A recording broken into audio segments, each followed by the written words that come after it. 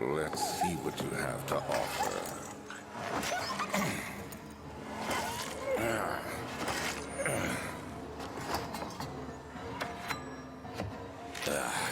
What a mess. I should have sharpened the saw, but I can sense it. It's definitely there.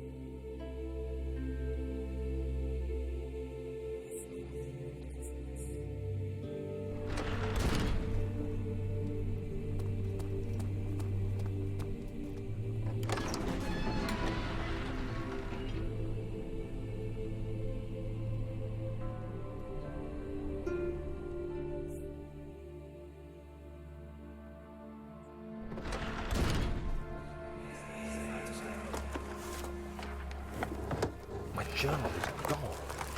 What would they want with my journal?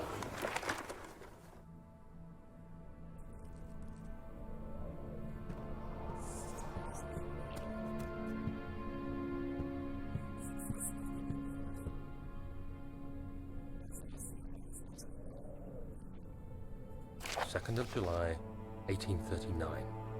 I received a letter today from the Algerian governor's office disclosing the fate of Herbert's expedition. About a week after my departure, Abdullah, one of the men traveling with us, returned from the desert. He was badly injured, as if maimed by a lion. The man rambled deliriously about the expedition being attacked by something horrible. The French quickly dispatched a search party to look for the expedition. After searching for days, they found the camp abandoned without any trace of Herbert or his men. Tomorrow, I'll retrieve the things they recovered from Herbert's tent at the customs house. I don't know what to make of it, but I'm worried for him.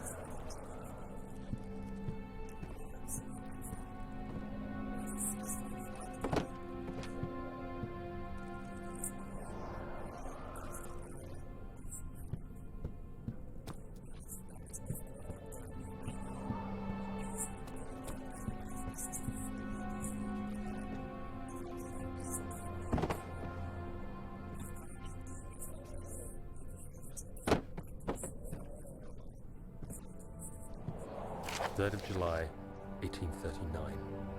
Today I picked up Herbert's things at the customs house. I dug through the trove of documents he had carried and found a log detailing the expedition. The nature of this text ranged from quick notes to colourful accounts of transpired events. I skimmed the pages, trying to figure out what might have happened. May 17th, the day I was trapped inside the orb chamber, Herbert dryly states, "Recovered Daniel after 1 hour of entrapment." This confused me greatly. I was suffocating within minutes. How could I have lasted an hour? I continued reading the peculiar text. Herbert states his facts without judgment or passion, but suddenly I could read frustration into his text. He pushed his men to investigate the underground tomb, an effort which seems to have strained the minds of his men. Madness spread through the ranks, and Herbert had to take some extreme measures to continue. He finally visits the chamber himself, where he retrieves the orb to the surface. His account confuses me greatly. If he has the orb, what are those pieces in my drawing room?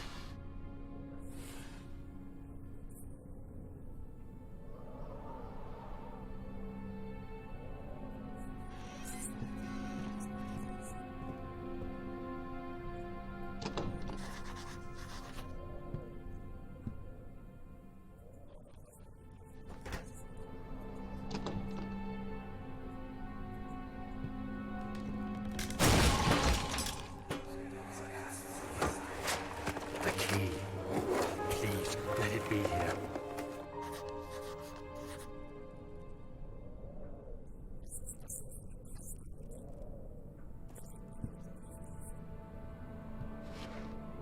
Fourth of July, 1839.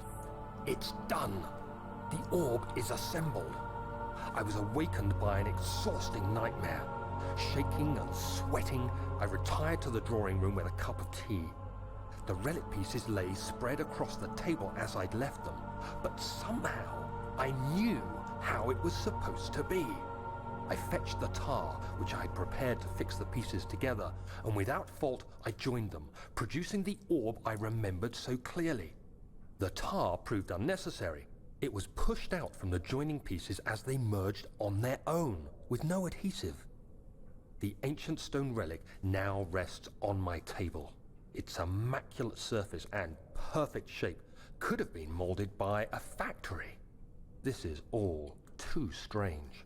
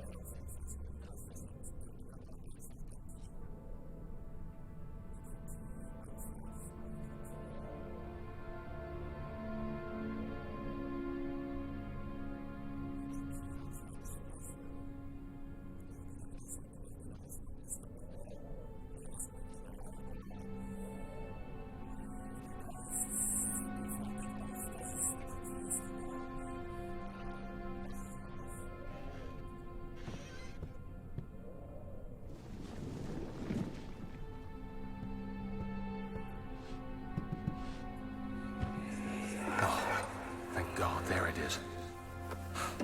I guess it is a good place to hide it then.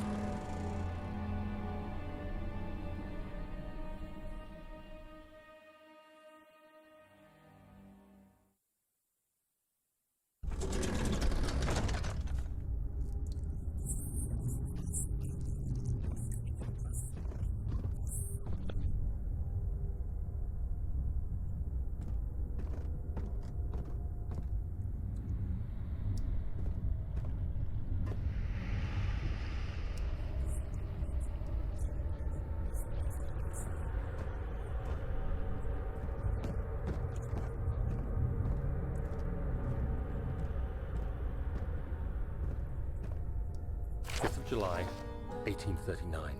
Today, I went to the university looking for answers. I was able to sneak into Herbert's office and pick up an address book along with some relevant textbooks. Professor Taylor at the Faculty of History was very helpful, and I managed to approach the subject of the orbs.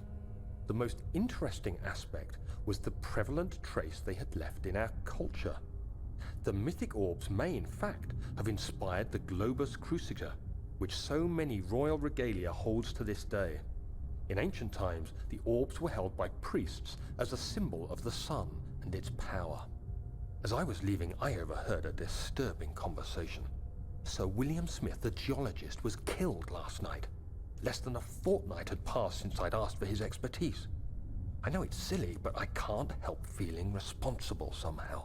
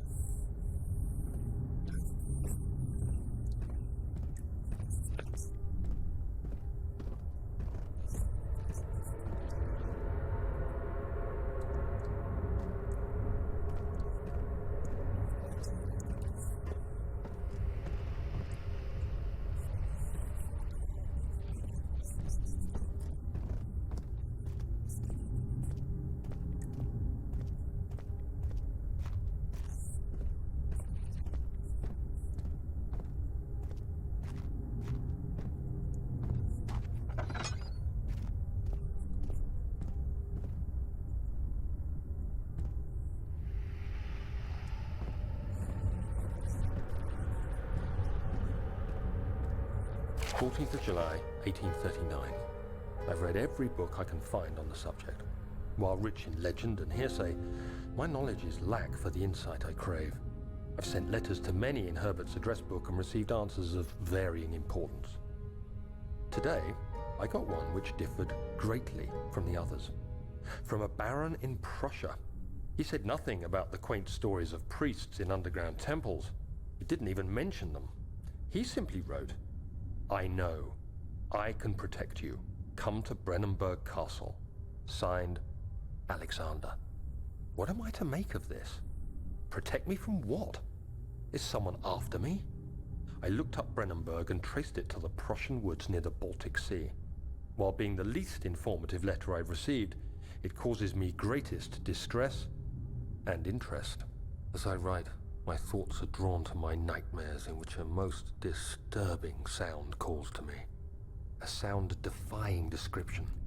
A voice from the void. The last few weeks have been awful, with so many sleepless nights dreading a repeat of those horrid dreams. Tomorrow, I shall visit my physician, Dr. Tate, in hope that he can provide me with sedatives to help me sleep.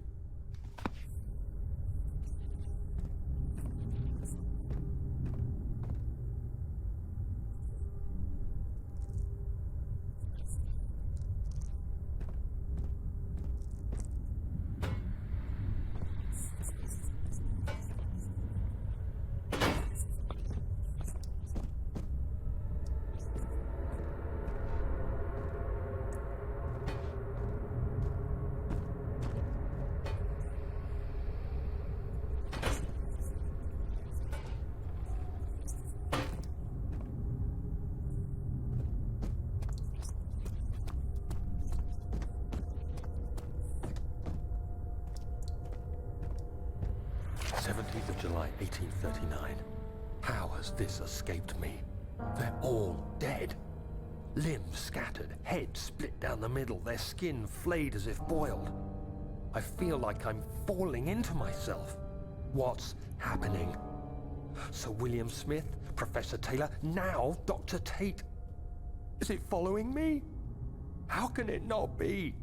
It's the damn thing I brought from Africa. Something is after me. I have no choice but to trust the Baron. He better know what he claims.